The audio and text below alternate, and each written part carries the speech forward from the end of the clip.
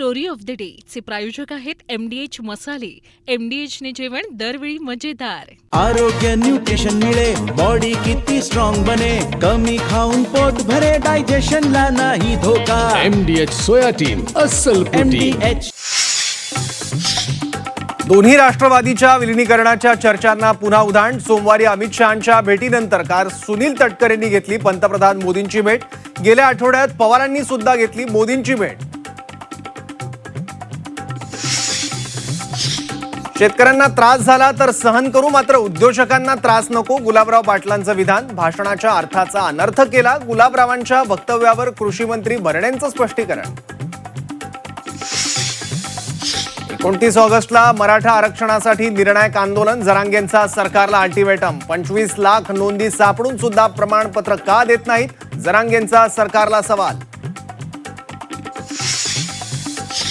मुंबई महापालिकेत महागड्या गाड्यांसाठी पैशांची उधळपट्टी. स्कॉर्पिओऐवजी इनोव्हा क्रिस्टा गाड्या घेण्याचा पालिका आयुक्तांना प्रस्ताव. मनपाच्या प्रस्तावावर विरोधकांचा आक्षेप. 5 महिन्यात नव्या गाड्यांची खरेदी कशाला, पेडणेकरांचा सवाल. विद्यार्थ्यांवरील हल्ल्याला अमित शहा जबाबदार. 25 जुलैला पत्र पाठवून शहांना प्रश्न विचारले. पंतप्रधानांनी गृहमंत्रीपदाचा आणि गृहमंत्र्यांचा राजीनामा घ्यावा, राहुल गांधींची मागणी. गोळीबाराच्या आदेशाबाबत राहुल गांधींचं वक्तव्य चुकीचं. राहुल गांधींच्या आरोपांवर किरेन रिजिजूंचा पलटवार. राहुल गांधींनी माफी मागण्याची रिजिजूंची मागणी. परीक्षा सुधारणा विधेयक लोकसभेत मंजूर. आवाजी मतदानाने परीक्षा सुधारणा विधेयक मंजूर. मराठा समाजासाठी जे कुणीच केलं नाही ते महायुतीने केलं. काही शंका असतील तर मार्ग काढू. जरांगेंच्या इशाऱ्यानंतर देवेंद्र फडणवीसांची भूमिका.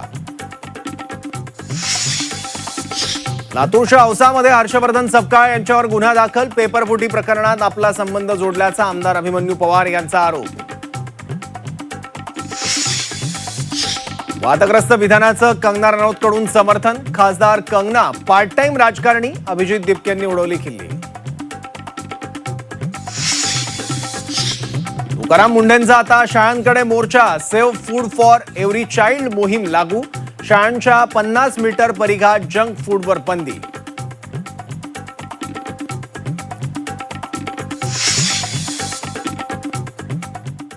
नमस्कार, मी सौरभ कोरटकर. झी24 तासच्या स्टोरी ऑफ द डे या खास कार्यक्रमात आपल्या सगळ्यांचं स्वागत. दिवसभरातल्या बऱ्याच महत्त्वाच्या घडामोडी आहेत, त्यातल्या काही ठळक घडामोडींचा सविस्तर आढावा येत्या तासाभरात आपण घेणार आहोत. सुरुवातीला बातमी आहे दोन्ही राष्ट्रवादी काँग्रेसबद्दलची. सध्या दोन्ही राष्ट्रवादीच्या नेत्यांच्या दिल्लीतील भाजप श्रेष्ठींच्या भेटीगाठींनी सर्वांचं लक्ष वेधलंय. शरद पवार आणि सुप्रिया सुळेंपाठोपाठ आता अजित पवारांच्या राष्ट्रवादीच्या नेत्यांनी सुद्धा मोदी शहांच्या भेटी घेतल्या आहेत. महाराष्ट्रात दोन्ही राष्ट्रवादीच्या विलिनीकरणाची चर्चा सुरू असताना दोन्ही राष्ट्रवादीच्या नेत्यांच्या मोदी शहा भेटीगाठींमागे नेमकं काय दडलंय, हा सवाल त्यामुळे आता विचारला जातोय. त्याचाच आढावा घेणारा हा रिपोर्ट पाहूयात.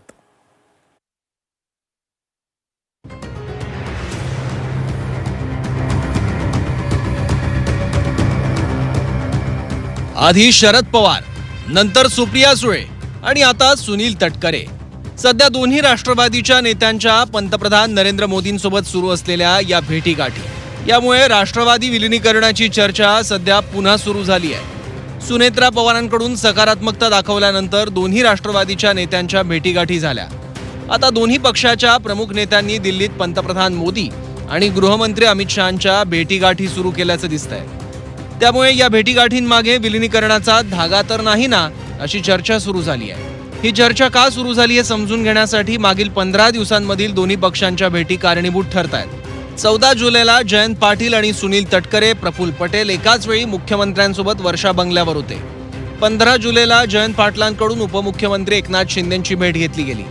22 जुलैला शरद पवार, सुप्रिया सुळेंकडून पंतप्रधान मोदींची भेट घेण्यात आली. 23 जुलैला पार्थ पवार आणि प्रफुल्ल पटेल शरद पवारांना भेटल्याची सूत्रांची माहिती आहे. 27 जुलैला सुप्रिया सुळेंकडून केंद्रीय गृहमंत्री अमित शहांची भेट घेण्यात आली. 27 जुलैला सुळेंच्या भेटीनंतर सुनील तटकरे अमित शहांच्या भेटीला गेले आणि 28 जुलैला सुनील तटकरे पंतप्रधान मोदींना भेटले. सुनील तटकरेंनी सलग 2 दिवस भाजपच्या सर्वोच्च नेत्यांच्या भेटीगाठी घेतल्यात. सोमवारी केंद्रीय गृहमंत्री अमित शहांना भेटल्यावर मंगळवारी तटकरे मोदींना भेटले. शरद पवार सुप्रिया सुळेंच्या मोदी शहा भेटीनंतरच तटकरेंच्या या भेटीनंतर चर्चांना उधाण आलंय. राष्ट्रवादीच्या नेत्यांकडून या सगळ्या भेटीगाठींची वेगवेगळी कारणं सांगितली जात आहेत. पण अचानक भेटीगाठींचे अनेक अर्थ सुद्धा निघत आहेत. एकीकडे शरद पवारांची राष्ट्रवादी एनडीएत जाणार असल्याची शक्यता वर्तवली जात असतानाच आता विलिनीकरणाचीही चर्चा सुरू आहे. त्यातच होणाऱ्या या भेटीगाठी लक्षवेधी ठरत आहेत. त्यातच 3 दिवसांपूर्वीच विलिनीकरणाचा कुठला प्रस्ताव आला तर विचार करू असं तटकरेंनी म्हटलं होतं. पण शरद पवारांनी मात्र एकत्र येण्याचा काहीही संबंध नसल्याचं सांगत चर्चा फेटाळली होती. दोन्ही राष्ट्रवादी काँग्रेस पक्षाच्या विलिनीकरणाच्या बाबतीमध्ये यापूर्वीच आदरणीय सुप्रियाताई किंवा शशिकांत शिंदेजी जे मत व्यक्त केलेलं आहे, परंतु राजकारणामध्ये आता आपण म्हणताय त्याप्रमाणे आज तरी तशा पद्धतीच्या विलिनीकरणाची चर्चा जे नाही, योग्य वेळेला कदाचित तशा वेळची चर्चा सुरू झाली त्याचा विचार त्यावेळेला होईल. पण आज मात्र विलिनीकरणाची चर्चा पूर्णपणाने बंद आहे. खरं तर दोन्ही राष्ट्रवादी एकत्र येण्यासंदर्भात पुन्हा एकदा चर्चा घडू लागलेल्या आहेत. त्या संदर्भात काय? पवारांनी चर्चा फेटाळल्यानं तटकरेंनी सुद्धा मोदींसोबतच्या भेटीत विकास कामांबद्दल चर्चा केल्याचं सांगत विलिनीकरणाची चर्चा फेटाळली आहे. तटकरे म्हणतात, आज नवी दिल्ली इथे देशाचे माननीय पंतप्रधान श्री नरेंद्र मोदी यांची भेट घेऊन विविध विकास कामांच्या संदर्भात विस्तृत चर्चा केली व त्यांचं मार्गदर्शन घेतलं. आता विशेष म्हणजे अजित पवारांच्या राष्ट्रवादीतील नेते मंडळी सुद्धा वरिष्ठ जो निर्णय घेतील तो आम्हाला मान्य असेल असं म्हणत विलिनीकरणाबाबत सकारात्मक असल्याचं दिसतंय. आमच्या राज्याच्या प्रमुख सुनेत्रावहिनी पवार आहेत, आमचे तटकरे साहेब आहेत, आमचे पटेल साहेब आहेत, आमचे भुजबळ साहेब आहेत. ही मंडळी आमची वरिष्ठ आहेत. ते वरिष्ठ शेवटी हा निर्णय वरिष्ठांचा आहे आणि वरिष्ठ जो निर्णय घेतील तो आम्हा सर्वांना नक्कीच तो मान्य आहे. त्यामुळे वरिष्ठ हा निर्णय वरिष्ठांचा आहे आणि वरिष्ठ जो निर्णय घेतील तो आम्हा सर्व आमदारांना मान्य आहे. त्याचवेळी संजय राऊतांनीही तटकरेंच्या मोदी भेटीवर टीकेचे बाण चालवल्याचं पाहायला मिळत आहे. तटकरे दिल्लीत आपल्या बॉसला भेटले असं राऊतांनी म्हटलं. तसंच त्यांचा पक्ष हा मोदी शहांचा असल्याचा टोलाही राऊतांनी आणलाय. तर तटकरे मोदी शहांना पक्षांतर्गत चर्चेसाठी भेटले तर गैर काय असं मत उद्योग मंत्री उदय सामंतांनी व्यक्त केलं. त्यांचे बॉस आहेत ते. सुनील तटकरेंचा पक्ष हा त्यांचा पक्ष आहे का नाही? हा शहा मोदींचा पक्ष आहे. ते बॉसला भेटले त्यात नवीन काय आहे? आता आमचे बॉस कोण आहेत? आमचे बॉस उद्धव ठाकरे आहेत. आम्ही त्यांना भेटणार ना, आम्ही काय मोदी शहाना भेटणार? ते राष्ट्रवादी काँग्रेस पार्टीचे अजितदादा राष्ट्रवादी काँग्रेस पार्टीचे प्रदेशाध्यक्ष आहेत. त्यांची काही स्वतःची विकास कामं असतील, मतदारसंघातली कामं असतील किंवा राष्ट्रीय अध्यक्ष सुनेत्रा वहिनींनी अमित शहांबरोबर काही पक्षाच्या संदर्भात चर्चा करायला सांगितलेली असेल, त्या माध्यमातून ते भेटले असतील, बोलले असतील. आधी राज्यात आणि आता केंद्रात दोन्ही राष्ट्रवादीच्या नेत्यांच्या भेटीगाठींचा सिलसिला सुरू आहे. या भेटीमागे वेगवेगळी कारणं सांगितली जात असली तरी दोन्ही पक्षाच्या नेत्यांच्या भेटींचा सिक्वेन्स पडद्यामागे काहीतरी वेगळं सुरू असल्याचा संकेत देणारा आहे. त्यामुळे आता राष्ट्रवादीच्या विलिनीकरण प्रश्नावर पंतप्रधान नरेंद्र मोदी तोडगा काढणार की काय किंवा त्यांचा काही रोल आहे का अशी चर्चा मात्र सुरू झाली आहे. ही चर्चा खरी ठरते की खोटी हे मात्र येणारा काळच सांगेल. ब्युरो रिपोर्ट, झी24 तास, मुंबई. लोड शेडिंग आणि विजेच्या लपंडावामुळे शेतकऱ्यांचे होणारे हाल, शेतकऱ्यांचं नुकसान हे सर्व श्रुत आहे. पण शेतकऱ्यांचा हा त्रास, नुकसान राज्याच्या पाणी पुरवठा मंत्र्यांना किरकोळ वाटतं का असा सवाल उपस्थित होतोय आणि त्याला कारणीभूत ठरलंय गुलाबराव पाटील यांचं एक विधान. गुलाबरावांनी शेतकऱ्यांची काळजी घेण्याऐवजी उद्योजकांची बाजू घेतल्यानं नवा वाद निर्माण झालाय. पाहूयात. आमची हात जोडून विनंती, एक वेळेस थोडासा शेतकऱ्यांना थोडा त्रास झाला तर आम्ही सहन करू, पण आमच्या उद्योजकांना त्रास होऊ देऊ नका, एवढीच आमची हात जोडून विनंती आहे. महाराष्ट्र राज्याचे पाणी पुरवठा मंत्री गुलाबराव पाटलांचं हे विधान. शेतकऱ्यांना विजेचा त्रास झाला तर चालेल, पण उद्योजकांना त्रास होऊ देऊ नका असं धक्कादायक विधान गुलाबराव पाटलांनी केलंय. त्यामुळे स्वतः शेतकरी म्हणणारे गुलाबराव यांना शेतकऱ्यांचा त्रास कळतो की नाही असा सवाल उपस्थित झालाय. जळगावच्या चिंचोलीमध्ये वीज उपकेंद्राच्या उद्घाटनाच्या कार्यक्रमात बोलताना गुलाबराव पाटलांनी वीज पुरवठ्याबाबत हे विधान केलंय. मात्र यावेळी गुलाबराव पाटलांनी शेतकऱ्यांसाठी नाही तर उद्योजकांच्या सुरळीत वीज पुरवठ्यासाठी हात जोडून विनंती केल्यानं सारेच आश्चर्यचकित झाले. आमची एवढीच विनंती आहे की एक वेळेस आम्ही शेतकरी सहन करून घेऊ, पण उद्योजकाला फार त्रास होतो. कारण की उद्योजकाला मजुराला पैसे द्यायचे, जे लाईट गेली तर असं म्हणता येत नाही की तुला मी पैसे देणार नाही. तो लॉस होतो, त्याच्या प्रोडक्शनवर लॉस होतो आणि दुसरा नवीन येणारा उद्योग काय म्हणतो की जाऊ द्या साला इथं लाईटच मिळत नाही तर कशाला उद्योग टाकायचा. तर आमची हात जोडून विनंती, एक वेळेस थोडासा शेतकऱ्यांना थोडा त्रास झाला तर आम्ही सहन करू, पण आमच्या उद्योजकांना त्रास होऊ देऊ नका, एवढीच आमची हात जोडून विनंती आहे. गुलाबराव पाटलांच्या या विधानावर विरोधकांनी जोरदार निशाणा साधायला सुरुवात केली आहे. शेतकऱ्यांविषयी केलेल्या वादग्रस्त वक्तव्यावरून राष्ट्रवादी काँग्रेस पार्टी शरदचंद्र पवार पक्षाच्या महिला प्रदेशाध्यक्षा रोहिणी खडसे यांनी गुलाबराव पाटलांवर टीका केली आहे. निवडणुकीवेळी जय जवान जय किसानचा नारा दिला, मात्र निवडणुकीनंतर जय उद्योजकचा नारा देत आहे. गुलाबरावांचं हे वक्तव्य अत्यंत असंवेदनशील असल्याचं रोहिणी खडसेंनी म्हटलंय. फक्त महायुतीतल्या एका मंत्र्याचं वक्तव्य नाही, तर महायुती सरकारचं शेतकऱ्यांप्रती असलेलं असंवेदनशीलता दर्शवतं. हे वक्तव्य शेतकरी विरोधी, शेतकऱ्यांच्या प्रती असंवेदनशीलता दर्शवणारं हे वक्तव्य आहे. पण शेतकरी बांधवांच्या जीवाशी खेळ करून उद्योग टिकला पाहिजे असं आम्हाला मुळीच वाटत नाही. त्याच्यामुळे असल्या असंवेदनशील मंत्र्यांना सरकारमधल्या प्रमुख नेत्यांनी तरी समज द्यावी. गुलाबरावांच्या विधानानं वाद निर्माण झाल्याचं दिसताच राज्याचे कृषी मंत्रीही गुलाबरावांच्या मदतीला धावले. मंत्री गुलाबराव पाटलांच्या वक्तव्याचा विपर्यास केल्याचं सांगत दत्तात्रय भरणेंनी सारवासारव करण्याचा प्रयत्न केलाय. पण शिवसेनेचे मंत्री असलेल्या उदय सामंत यांनी मात्र शेतकरी देशाचा कणा असल्याचं म्हणत गुलाबराव पाटलांच्या विधानावर असहमती दर्शवली आहे. त्याचा अर्थ आपण खरं तर वेगळा घेतला, असं त्यांचा अर्थ नव्हता.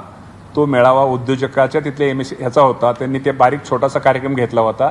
त्यामध्ये त्यांनी सांगितलं होतं, त्याचा शेतकऱ्यांना असा अर्थ नव्हता की आम्ही सहन करतो. म्हणजे गुलाबराव पाटील स्वतः शेतकरी आहेत, आम्ही सहन करतो, पण ते पलीकडे उद्योग आपल्या काय उद्योगांना जर लाईट नाही दिली तर ते सहन करू शकणार, असं त्यांच्या बोलण्याच्या अर्थाचा अनर्थ झाला.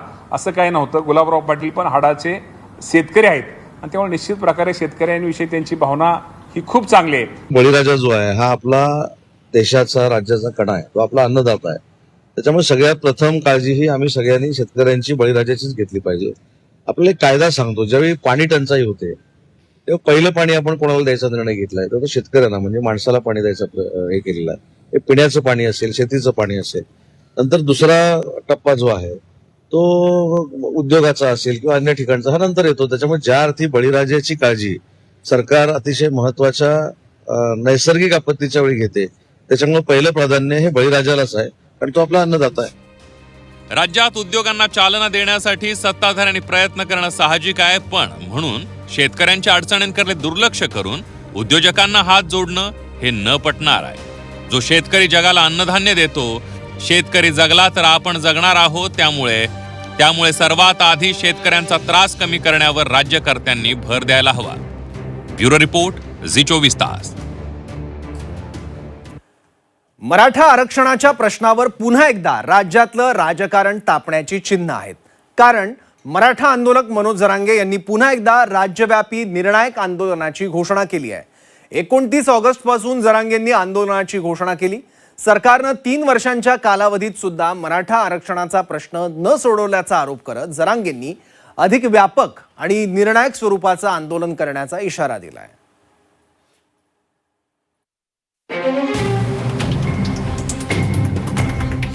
मनोज जरांगेंकडून पुन्हा आंदोलनाची हाक. 29 ऑगस्ट पासून निर्णायक आंदोलनाची घोषणा. योग्य मार्ग काढू, मुख्यमंत्री फडणवीसांची ग्वाही. जरांगेंच्या मागण्या बालिश, हाकेंचा पलटवार. 29 ऑगस्टला म्हणजे 1 महिन्यानंतर आता 29 जुलै शेवटचं खूप मोठं आंदोलन, निर्णायक आंदोलन करायचं.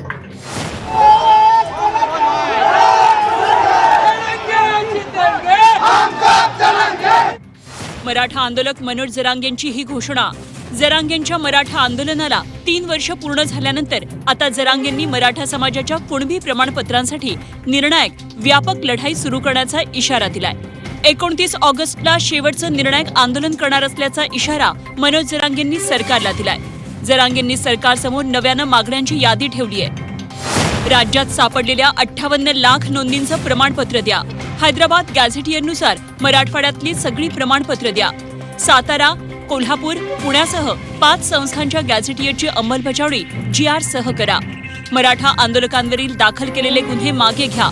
ओबीसींच्या सर्व सोयी सुविधा मराठा समाजाला लागू करा. अण्णासाहेब पाटील विकास महामंडळातील व्याज परतावे देण्यात यावेत. सारथीच्या योजना पुन्हा सुरू करण्यात याव्यात. मराठा समाजासाठी स्वतंत्र मंत्रालय स्थापन करण्यात यावं. एसईबीसीचे ईएसबीसी आणि एसडब्ल्यूएस मधून निवड झालेल्यांना नियुक्त्या द्या. ईसीबीसी आरक्षणातून निवड झालेल्या परीक्षार्थी विद्यार्थ्यांना सेवेत रुजू करा. कुणबी जात प्रमाणपत्र मिळालेल्या मराठ्यांना व्हॅलिडिटी प्रमाणपत्र द्या. जरांगेंनी बुधवारी पुन्हा एकदा सरकारवर निशाणा साधला. सरकारकडून मराठ्यांना वेड्यात काढण्याचं काम सुरू आहे. राज्यात 58 लाख नोंदी सापडल्यात, मात्र तरीही सरकार कुणबी प्रमाणपत्र का देत नाही असा सवाल जरांगेंनी सरकारला विचारला. 29 ऑगस्टला म्हणजे 1 महिन्यानंतर आता 29 जुलै शेवटचं खूप मोठं आंदोलन, निर्णायक आंदोलन करायचं.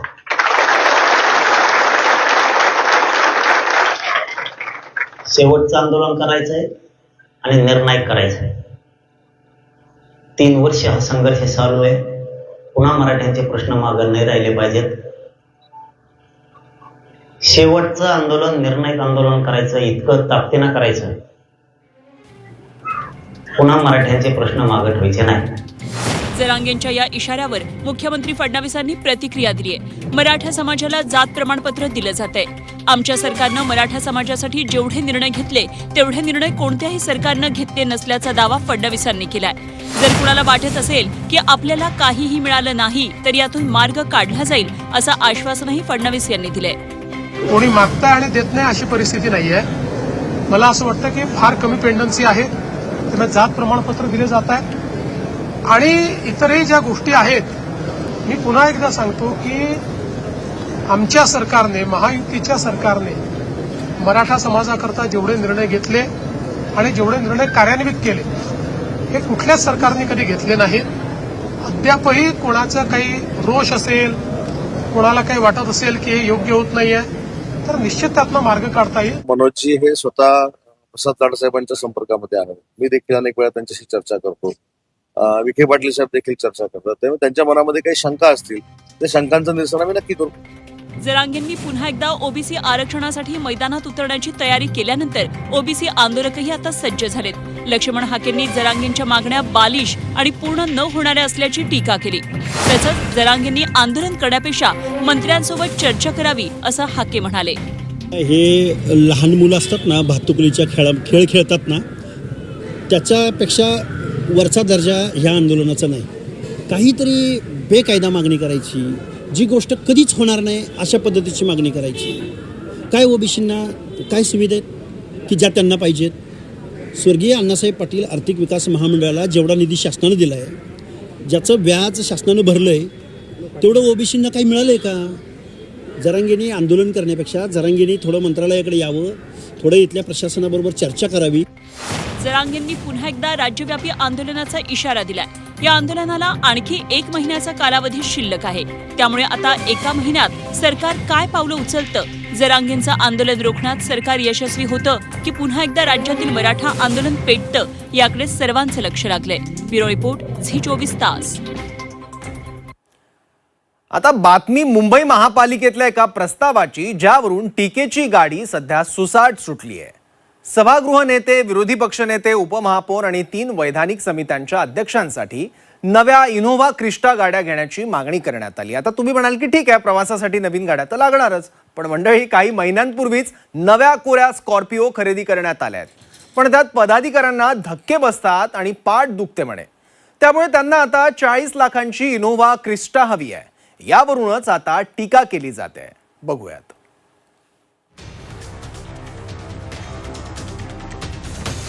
मुंबई महापालिकेत महागड्या गाड्यांसाठी उधळपट्टी. स्कॉर्पिओने पाठ दुखते म्हणून इनोव्हा क्रिस्टाचा प्रस्ताव. गाड्यांवर उधळपट्टीबाबत सत्ताधारी विरोधकांचं एकमत. मुंबई महापालिकेवर अनेक दिवस प्रशासक होते, नंतर निवडणुका झाल्या आणि मग पदांवर नियुक्त्याही झाल्या. त्यानंतर विविध समित्यांचे अध्यक्ष, महापौर, उपमहापौर आणि अन्य पदाधिकारी यांच्यासाठी अवघ्या 6 महिन्याआधी नव्या कोऱ्या स्कॉर्पिओ घेण्यात आल्या. पण स्कॉर्पिओ गाडी प्रवासासाठी सोयीची नसल्याची तक्रार सभागृह नेते गणेश खणकर यांनी केली. 6 महिन्यांपूर्वीच वाहनांचा नवा ताफा. महापौरांसाठी इनोव्हा हायक्रॉस, उपमहापौर, सभागृह नेते आणि समिती अध्यक्षांसाठी स्कॉर्पिओ. 13 गाड्यांवर 2,16,00,000 खर्च. प्रवासासाठी स्कॉर्पिओ सोयीची नसल्याची तक्रार. प्रवासादरम्यान स्कॉर्पिओमधून धक्के बसत असल्याचा दावा. वाहनाची उंची अधिक असल्यानं पाठीचा त्रास होत असल्याची तक्रार. त्रास होऊ नये म्हणून इनोव्हा क्रिस्टा देण्याची मागणी. लवकरच प्रस्ताव मनपा आयुक्तांकडे पाठवणार. सभागृह नेते गणेश खणकर यांनी या कार खरेदीच्या प्रस्तावाचं समर्थन केलेलं आहे. वैधानिक समितीचे अध्यक्ष आहेत, उपमहापौर आहेत, यांनी सर्वांनी मिळून आम्ही मागणी केली होती की आता जी वाहनं आम्हाला दिलेली आहेत या गाड्या बदलण्यात याव्या, याविषयी तक्रार होती आणि त्या पद्धतीने प्रशासनाकडे आम्ही गटनेत्यांच्या बैठकीत आम्ही मागणी केली होती. तर त्यानुसार आताच्या ज्या गाड्या आहेत या बदलून नवीन क्रिस्टा गाड्या घ्याव्यात असा माझ्या माहितीप्रमाणे प्रस्ताव येतो आहे. आम्ही मागणी केली होती की आमच्या गाड्या बदला आणि प्रशासनाने ते मान्य केलं होतं की होय, याबाबत आम्हालाही तक्रारी प्राप्त झालेल्या आहेत. त्या अनुषंगाने आता नवीन गाड्या येतील अशी आमची माहिती आहे. आता यावरून विरोधी पक्षनेत्या किशोरी पेडणेकर आणि महापौर रितू तावडे यांच्यातच जुंपली आहे. पेडणेकरांनी गाडी खरेदीच्या प्रस्तावावर टीका केली असताना पेडणेकरांनीच गाड्यांची मागणी केली होती असा दावा महापौर रितू तावडेंनी केलाय. काय बाल हट्ट, महापौर हट्ट, त्याच्यासाठी मुंबईकरांना लुटताय. या गाड्यांची आत्ता 5 महिने झाले, 5 वर्षासाठी गाड्या घेतले आणि तुम्ही आता ह्या तक्रारी करून जर आयुक्तांनी असं काही केलं तर आम्ही जे 4 वर्षासाठी तुमच्याकडे मागतोय श्वेतपत्रिका ती आम्हाला द्याच. हे काय चाललंय आणि त्याच्यासाठीच मागतोय. असे कुठे कुठे तुम्ही खर्च करताय. बरं, तुम्ही कोणाला विश्वासात पण घेत नाहीये. म्हणजे विरोधी पक्ष म्हणून, गट नेते म्हणून विश्वासात घ्या. तुमचा काय तुम्हाला त्रास होतोय तो आम्हाला सांगा. आम्हाला न सांगता घेतात म्हणून हा ऑब्जेक्शन नाही, खरं गरजच नाही आहे. नवीन गाड्या आहेत, 5 वर्षासाठी घेतले, वापरूया. कोण इथे कायमचं आलेलं आहे. गाड्यांची मागणी विरोधी पक्षनेत्या किशोरी पेडणेकर यांनी केली. मला या गोष्टीचं आश्चर्य वाटतं. माझ्याच दालनामध्ये बसून सगळ्यांबरोबर किशोरी पेडणेकर यांनी मागणी केली होती की माझ्याही पाठीला फार त्रास होतो, माझीही कंबर दुखते, त्यामुळे ह्या गाड्या आमच्या काढून त्या ठिकाणी, कारण ह्या सगळ्या गाड्या मुंबई महानगरपालिकेमध्ये कॉन्ट्रॅक्ट बेसिसवर आहे, तर त्याच्यामुळे आपण ही गाडी काढून दुसरी गाडीची मागणी आपण करू शकतो, हे कॉन्ट्रॅक्टच दिलेलं आहे. तर त्यामुळे त्यांनीही त्या ठिकाणी सहमती दर्शवली होती. किशोरी पेडणेकर आता खोटं बोलायचं पण रेटून बोलायचं ही आपल्या मराठीतली एक म्हण आहे आणि अगदी त्या म्हणीप्रमाणे त्या चालतात आहे. आता कसं आहे ना, ते आता विरोधी बाकांवरती जाऊन बसलेले आहेत. 25 वर्षाचा कारभार मुंबईकरांनी बघितलेला आहे आणि त्यांचा हा कारभार अशा पद्धतीनेच चालू होता म्हणून मुंबईकरांनी ह्या लोकांना विरोधी बाकावरती बसवलेलं आहे. काही महिन्याआधीच महागड्या गाड्या घेतलेल्या असून सुद्धा आता 35 ते 40 लाख किमतीच्या नव्या गाड्या मागितल्या जात आहेत. ही जनतेच्या पैशांची उधळपट्टी असल्याची टीका आता होते आहे. तसंच मनसे नेते संदीप देशपांडेकडून महापालिका लोकप्रतिनिधींना खेळण्यातल्या इनोव्हा गाड्या भेट देण्यात आल्या आहेत. उपमहापौर, सगळे वैधानिक समितीचे अध्यक्ष, सगळ्यांना इनोव्हा गाडी पाहिजे. हट्ट करू नका, लोकांचे पैसे वाया घालवू नका. तुमच्या सगळ्यांसाठी महाराष्ट्र नवनिर्माण सेनेतर्फे आम्ही इनोव्हा तुम्हाला पाठवतोय, आयुक्तांकडे पाठवतोय. प्रत्येकाने आपापली इनोव्हा न विसरता घ्या. ओके. एकीकडे देशपांडेंनी खेळण्यातल्या इनोव्हा पाठवलेल्या असताना मनसे नगरसेवक यशवंत किल्लेदार यांनी आपण प्रस्तावाला विरोध करणार असल्याचं सांगितलंय.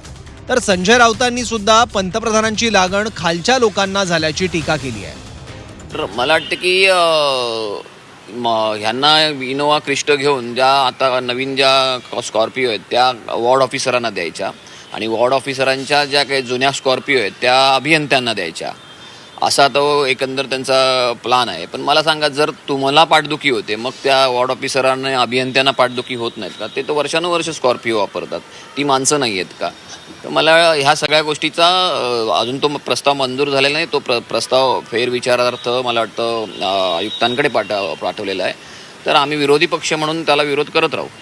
देशाचे पंतप्रधान हे आपल्या ताफ्यामध्ये 10 15 BMW आणि मर्सिडीज घेऊन फिरत असतील कारण नसताना, तर त्यांचा जी लागण आहे रोगाची ती त्यांच्या खालच्या कार्यकर्त्यांना लागणार.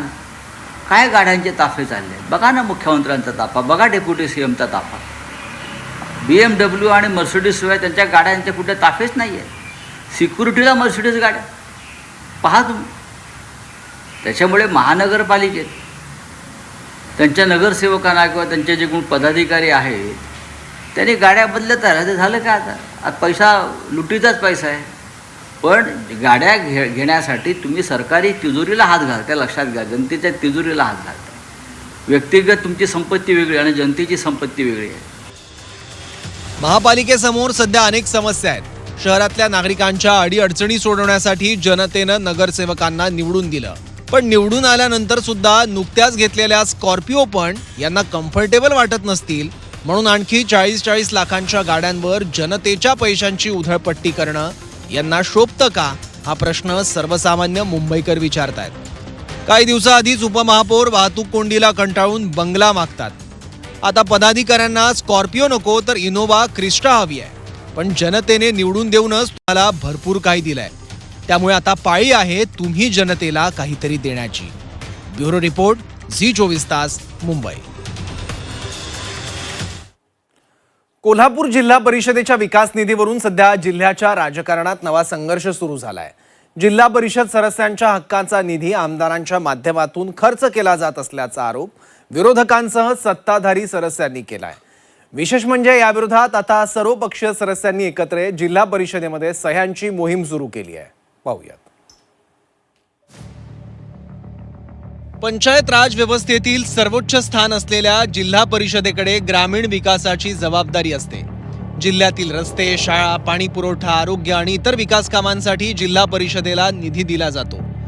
मात्र हा निधी सदस्यांच्या शिफारशीनुसार न खर्च होता आमदारांच्या माध्यमातून वळवला जात असल्याचा आरोप जिल्हा परिषद सदस्यांनी केलाय.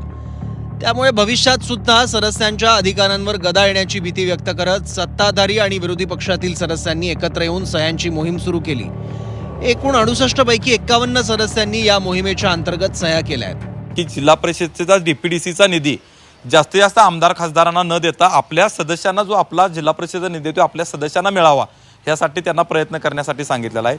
आणि सर्वच जिल्हा परिषदेचे सदस्य, सत्ताधारी असतील विरोधक असतील, आज सत्ताधारी सदस्यांच्याकडून त्या ठिकाणी सह्यांची मोहीम सुद्धा त्या ठिकाणी चालू करण्यात आलेली आहे. सर्व सदस्यांच्या सह्या घेऊन पालकमंत्री महोदयांना, अध्यक्षांना आणि कलेक्टर आणि सीओंना यांना सुद्धा त्या ठिकाणी भेटून पत्र देण्यात येणार आहे की आमचा जिल्हा परिषदेचा निधी हा आम्हालाच त्या ठिकाणी जास्तीत जास्त मिळावा आणि आम्हाला मतदारसंघातील कामं आणि विकास कामं करण्यासाठी हा निधी आमचा आहे तो आम्हाला मिळावा, ही भूमिका सर्व सदस्यांनी ठेवलेली आहे. प्रामुख्यानं मागील 4 वर्षापूर्वी प्रशासक असलेल्या काळामध्ये हा निधी आमदारांनी खासदारांच्याकडे गेला होता.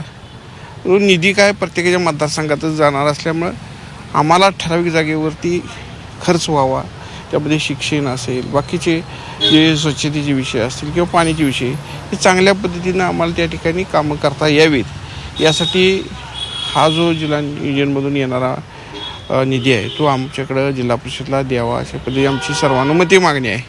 त्यासाठी सर्वांनी सह्यांची मोहीमसुद्धा घेतलेली आहे. पण ते आम्ही 2 दिवसात, आता उद्या आम्ही अध्यक्ष आणि यांना बाकीच्या लोकांना देणार आहोत. यंदा जिल्हा नियोजन समितीमार्फत सुमारे 265 कोटी रुपयांचा विकास निधी जिल्हा परिषदेमार्फत खर्च केला जाणार आहे. या निधीला मंजुरीही मिळाली आहे. मात्र या निधीपैकी 70% निधी आमदारांच्या शिफारशीनं आणि 30% निधी जिल्हा परिषद सदस्यांच्या शिफारशीने खर्च करण्याचा फॉर्म्युला चर्चेत असल्यानं सदस्यांमध्ये तीव्र नाराजी आहे. तर प्रशासक कार्यकाळात बहुतांश निधी आमदारांच्या माध्यमातून खर्च झाला. यापुढे देखील अशाच पद्धतीनं हा निधी खर्च करायला मिळावा अशी अपेक्षा आमदारांची आहे. त्यामुळे जिल्हा परिषद सदस्यांनी एकत्र येत आमचा निधी आम्हालाच मिळायला पाहिजे अशी भूमिका मांडली. मंत्री हसन मुश्रीफ यांनी मात्र जिल्ह्यातील आमदार हे महायुतीचे आहेत, जिल्हा परिषद देखील महायुतीच्या ताब्यात आहे, त्यामुळे घरातलं भांडण आम्ही घरातच मिटवू असं सांगत या वादावर पडदा टाकण्याचा प्रयत्न केला. जिल्हा परिषदेमध्ये युतीची सत्ता आहे आणि आम्ही 10च्या 10 आमदार हे युतीचे आहोत. आम्ही बसून आमच्या घरातलं भांडण मिटवू, तुम्ही काही काळजी करू नका. शेवटी तेही विकास कामासाठीच निधी मागतायत, आम्ही विकास मागतोय. आता त्यामध्ये बसून चर्चा करून योग्य तो मार्ग आम्ही निश्चितपणाने काढू आणि तुम्ही काही काळजी करू नका. जिल्हा परिषदेला मंजूर होणारा निधी हा जिल्हा परिषद सदस्यांच्या हक्काचा आहे, त्यामुळे तो त्यांच्या शिफारशीनुसारच खर्च झाला पाहिजे अशी सदस्यांची ठाम भूमिका आहे. पण आता पालकमंत्री प्रकाश आंबेडकर आणि मंत्री हसन मुश्रीफ यांच्यातील चर्चेनंतर निधी वाटपाचा अंतिम फॉर्म्युला ठरणार आहे. त्यामुळे 265 कोटींच्या विकास निधीवर अखेर कोणाचा प्रभाव राहणार, आमदारांचा की जिल्हा परिषद सदस्यांचा, याकडे संपूर्ण जिल्ह्याचं लक्ष लागलंय. प्रताप नाईक, झी 24 तास, कोल्हापूर.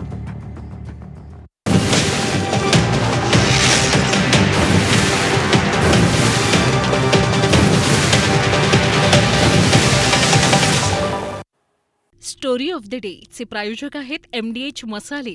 MDH ने जेवण दरवेळी मजेदार. MDH दम आलू, दाल तडका आणि मशरूम मसाला. MDH ने जेवण दरवेळी मजेदार. MDH सदैव तुम्हाला नवे स्वाद देण्यासाठी कटिबद्ध आहे.